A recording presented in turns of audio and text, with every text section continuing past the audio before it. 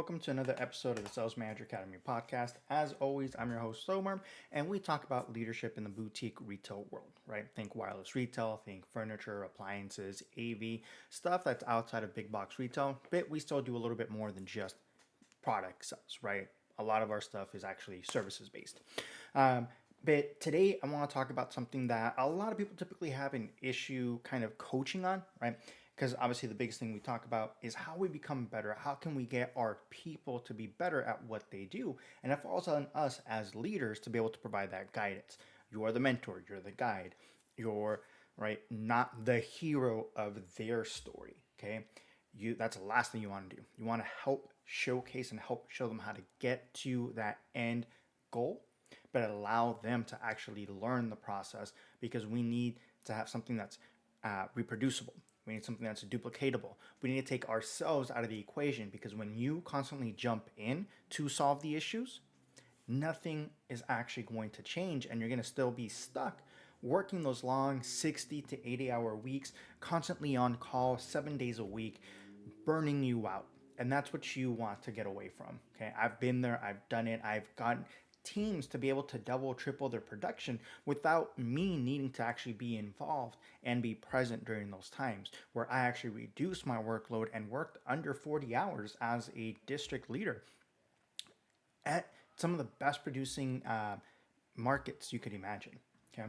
Today, we're going to talk about, I think, the hardest thing for a lot of people to learn on their own, which is the I'm just looking mindset.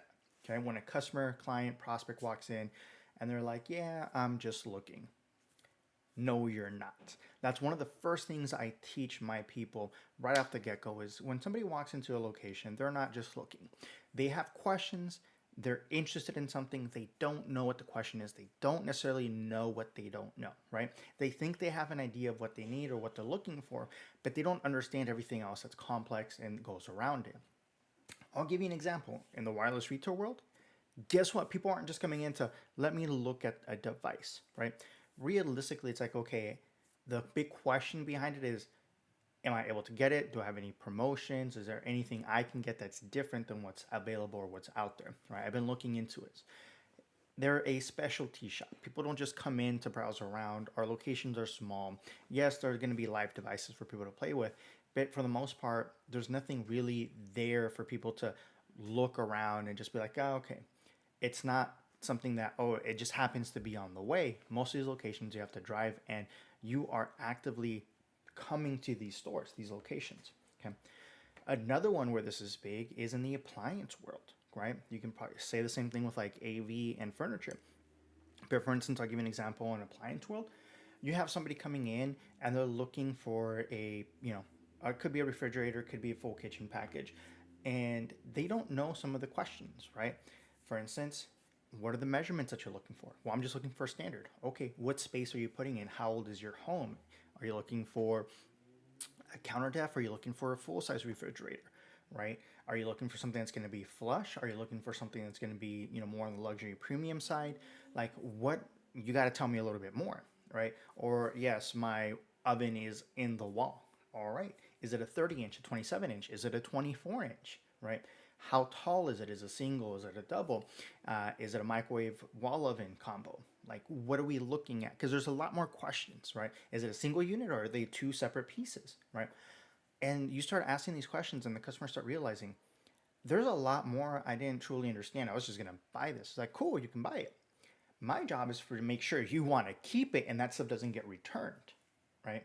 When clients and customers and prospects start to realize that, hey, your job as a salesperson isn't to sell me something, it's to prevent that return from happening because we sold the correct thing from the start.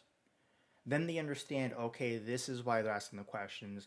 They want to make sure that we have the right equipment, that we have the right items that we need for the space. For AV, right? Imagine selling a 150-inch screen and an overhead projector, but it's a 13 by 12 room. You guys in the space know exactly what I'm talking about. You don't have enough throw to be able to really make that work.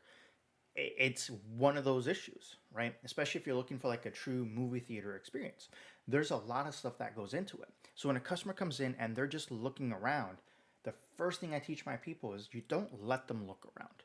Okay? You're there to ask questions. You're there to understand what they're looking for to help them along the way. And that's when we begin the actual discovery phase. Don't let them walk up and start asking you questions. You should be there asking them questions like, okay, so how long have you been looking?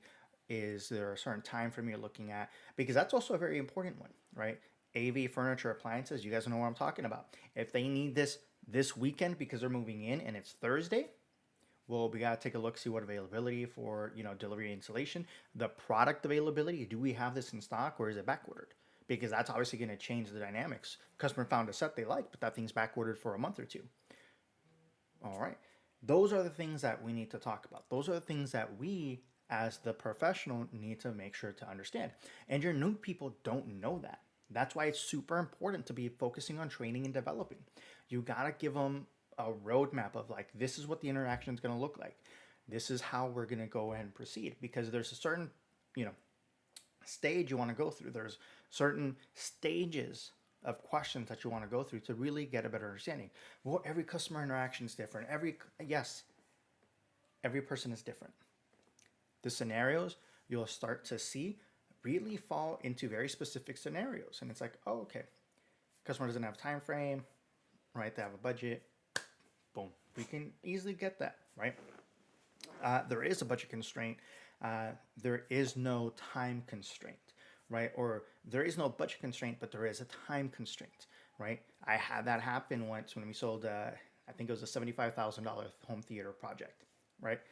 It wasn't necessarily a budgetary constraint. It was a time constraint because it was supposed to be a surprise for a husband that is a diplomat that was going to be coming in to visit. So they had a really short time frame to be able to make this happen, to surprise him with this home theater. Those are the things we need to understand, right? Because they say it's not, yeah, money's not an issue. What about timing? Do we have enough time to be able to do this? Or, do we need to look at other options? What are we talking about?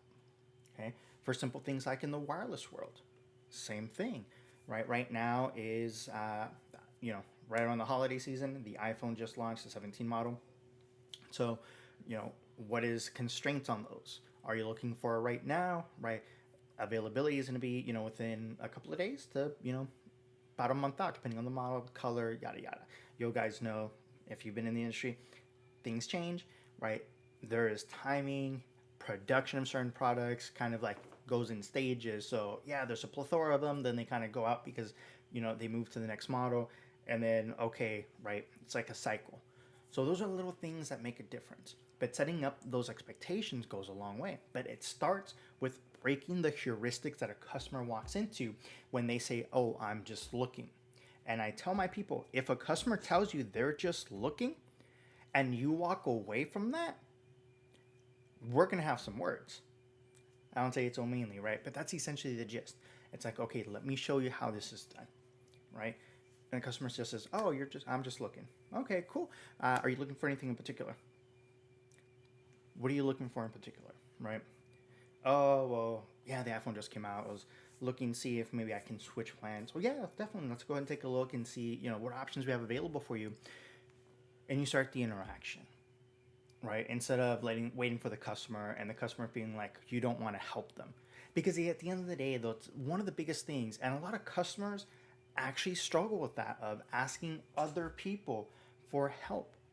And just like I've told you, and what I teach my people, is our biggest job is to prevent churn, to prevent returns. We want to make sure the customer is set up correctly.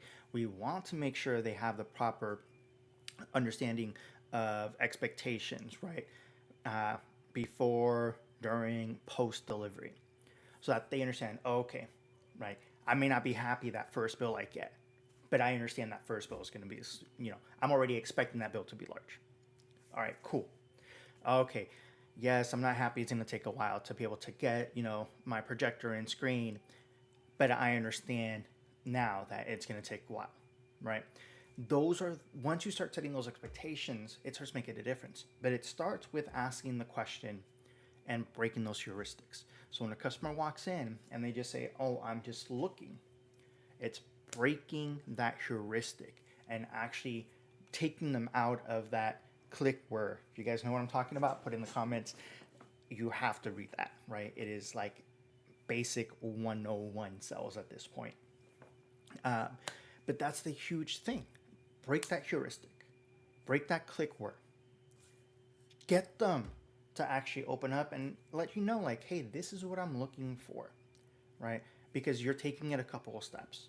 And that's just the start, right? If you want something that's going to give you better results fast and you need a quick win, especially during fourth quarter, and you don't have, or you don't have, well, let me rephrase that. You don't have time and you don't have the staffing to do proper training in your mind, if that's what you're thinking, teach your people how to break the "I'm just looking" deflection, because that's ultimately what it is, right? And I guarantee you, once you break that and your people get more comfortable just asking, "Great, what are you looking for? Great, what exactly are you needing help with?" Right?